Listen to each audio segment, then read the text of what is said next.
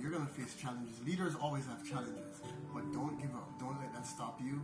Just do it as unto Christ, because He's the one who created you with that charge. He gave you that mantle. I grew up with my grandparents and my mom in my life. I didn't have a dad in my life. I didn't know my dad at all growing up. And of course, God opened the way for me to meet Him later on. I think I was 35, 40, I don't remember. 40, like 45. Yeah. 45, yeah. 45 years Can you old, imagine? yeah. No dad. But Yeah. my heavenly dad, and you have a heavenly dad too, was there to guide me. But I had to surrender to His leading, so He could lead me, so I could grow up and lead my family, my wife and my son, and our son. So the point we're making is, not because you may not be a man of God who grew up with an earthly dad, if you don't have a dad that you grew up with, don't let that be an excuse for you not to do what you were called to do as a dad. So, I didn't have a dad growing up. I met him later on. God actually used me to minister to him, and he found the Lord. So you never know what God's going to do. But just want to say, we're not going to keep you long, like we said, but just be encouraged. Yeah. Today can be a different start of a difference. Yeah. If you're out there and you're not with your family, whatever reason, it's never too late. Allow God to lead you back to your son or daughter or wife, because God created family to be together, not to be broken. The enemy wants you to be broken. Yeah. And sometimes we face challenges, and we will face challenges that try to derail us. Stay in line with what God is saying to you. He created you special. He created your wife special. He created your child's mother. If you're not married, He created you special. And He has a path for you to follow as a family to blend together. So we're here to say Happy Father's Day, and remember who you are in Christ as men of God. Yeah. And if you think about it this way, so you're probably in a couple of different categories, like my husband just said. So you are what the world would say, oh, you're a baby daddy, right? It almost seems like a derogatory term to me, being a baby daddy, a baby mama. But you're not a baby daddy. You are the leader of a child. You are an example to a child. Even if you're not married or the situation called for a divorce to happen, we're not judging.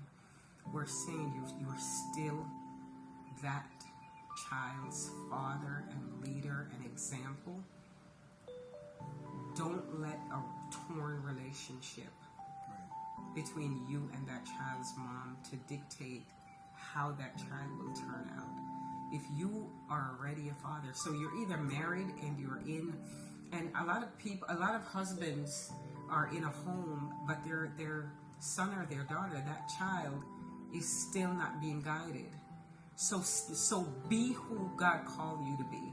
So if today, even if you're married and you're like, man, this kid is not, or this child is just not going the way they should be going, if you feel like that's your responsibility to say, hey, we got to turn this around, you can turn that around.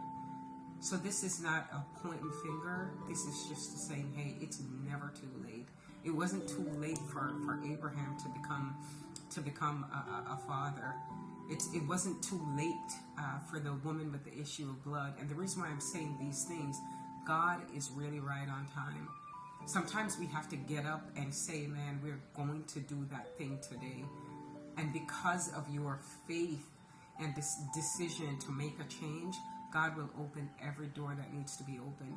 And if you're in, like I said, if you're in a relationship that was ripped apart by, challenges or whatever, and you're still that father, be that father.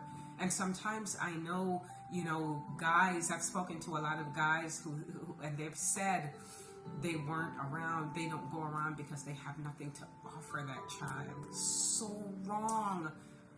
You don't offer things to show love. Right.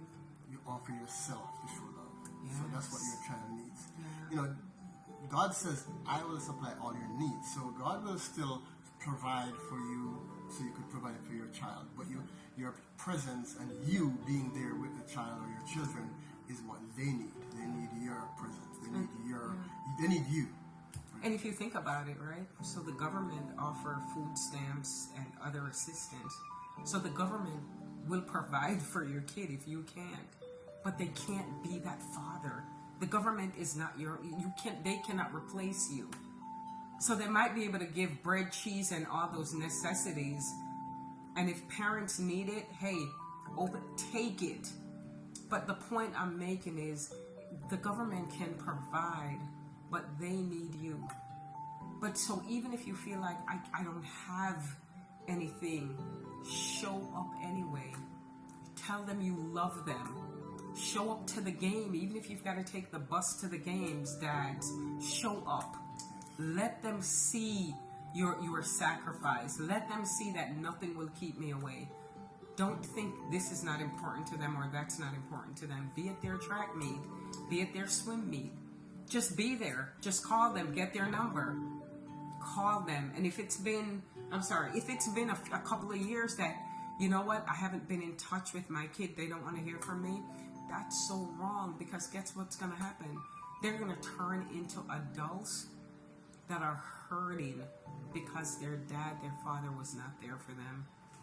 Don't let that happen to your son or daughter. Be the father that God called you to be.